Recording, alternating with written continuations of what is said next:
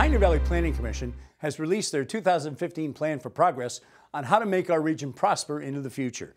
Tonight, we continue our discussions about the Plan for Progress, looking specifically at what it takes to foster a vibrant business community.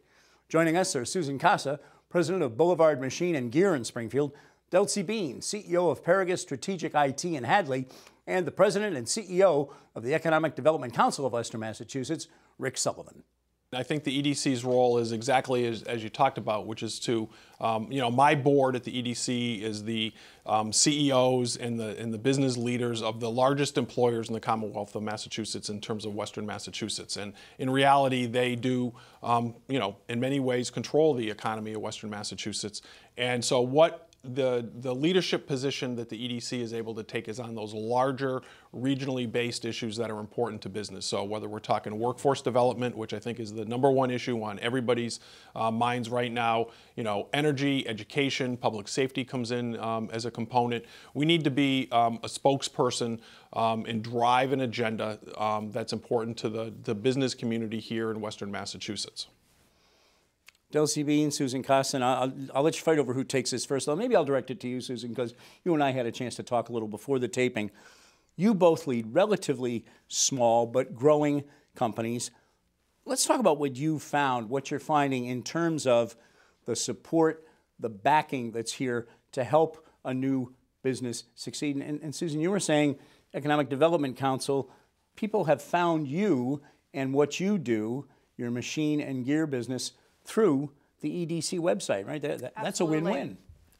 They clicked from one website to another, found us here in the Pioneer Valley, and having the Regional Employment Board, the workforce training, it's just been phenomenal to have those things help us here.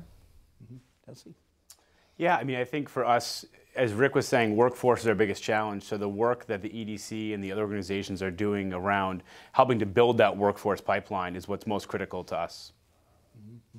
And it's a multifaceted, question and ultimately answer. So it needs to be a discussion, as we were just saying here with parents, particularly as we focus at a center of excellence of Western Massachusetts is precision advanced manufacturing. We do it better than any place else in the state and arguably better than any place else in the country. It is truly. It started here. It was born here. There's a history here, but it isn't what it used to be either. So, parents need to know that this is a profession that they want their children to go into. These are very good paying jobs that you can live the American dream with these jobs. So you need to have the training and you need to have that as a vocation to be able to move forward, because it isn't the manufacturing that people think about, working in the factory and punching holes in a piece of metal all day long. This is high tech, it's precision manufacturing, it's computers, it's IT, it's clean, and aside from all of that, you do some really exciting things, whether you're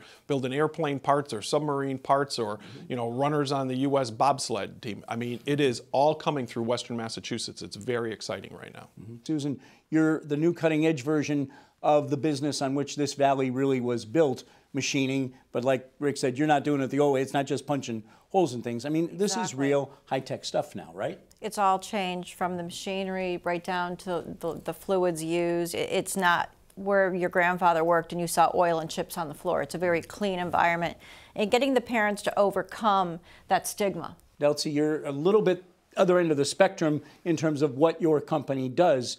Paragus Strategic IT, working with ideas, working with not so much the hard-made product, but the idea end of things, and that's the future too, right? It is, and there's a lot of similarities in the sense that we're both solving problems. We're both creating new things, and we're both trying to move the needle forward. And so, at our business, that's often solving businesses' problems using technology. It's making them more efficient. It's making them, more optimized. It's creating more information flow. But it's all about driving the business forward and helping them succeed and thrive, very much like the machine shops that we have, supporting the companies that they make the parts for and helping them continue to thrive and find ways to do it more efficiently, more inexpensively, faster. We have a lot of similarities in that way. And correct me if I'm wrong, I don't think you and Susan had met before today's taping. you sat in a conference room here for a few minutes before the taping, and I couldn't help at times, but over here, you were really getting into it. The conversation between these two entrepreneurs was fascinating, and the synergies you were finding, it seemed. Absolutely. The similar issues that we're dealing with, workforce, it's such a crucial point. And we're going down the same lines. Yeah, and using the same practices. Absolutely. Yeah, I mean, I think that I think a lot of people are surprised to hear that both of those industries are in desperate need of employees, and really it's our greatest growth challenge is hiring and finding the right talent. And we're both taking similar approaches of looking at high school youth and looking at veterans and looking at other populations that maybe can be trained and turned into that workforce. And we're both investing a lot of our own time and money and resources and partnering and collaborating. Talent is one of the key areas that the Plan for Progress has identified. That's all a big part of what we're talking about today, making business work here, right? Absolutely, and I have to say the Baker-Polito administration has stepped right up and has, they've been out here a number of times and have made commitments to letting the regions decide, what is important for their economic development future. And I think you'll see precision manufacturing right up the top, as well as the innovation sector of the Commonwealth of Massachusetts. And it isn't just creating talent from within, it's also then retaining the talent. So I can tell you that the colleges and universities, through their presidents, are equally interested in being able to retain the talent here locally, not just educating the talent and having it leave to go elsewhere. So that means that we have to have a full package of quality of life issues that the young people want to have here in Western Massachusetts. Because while you and I can think it's a great quality of life and it's a great place to raise your family, there does need to be all the excitement that the younger generation wants to have here, and we can have it all here in Western Massachusetts. Well, Rick Sullivan, Delcie Bean, Susan Kasa, thank you all for your time today. Appreciate having you in. Thank you. Thank you.